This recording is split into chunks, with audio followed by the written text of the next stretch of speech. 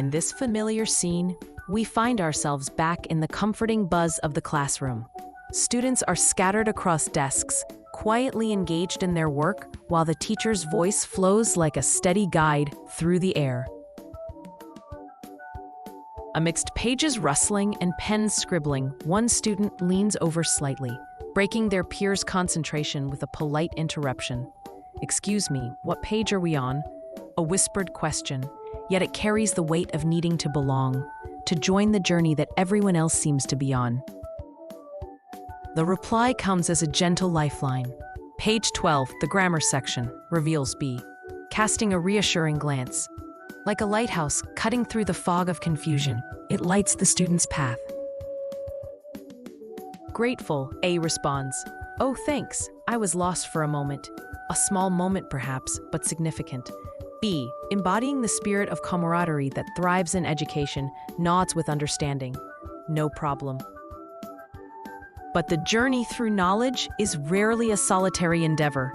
A's voice breaks the silence again. "Do you understand the exercise?" There's an honesty, an acknowledgement that learning is sometimes bewildering. Kind of, but the last question is confusing, admits A, echoing a universal student experience. A common challenge lies before them, but B sees a solution.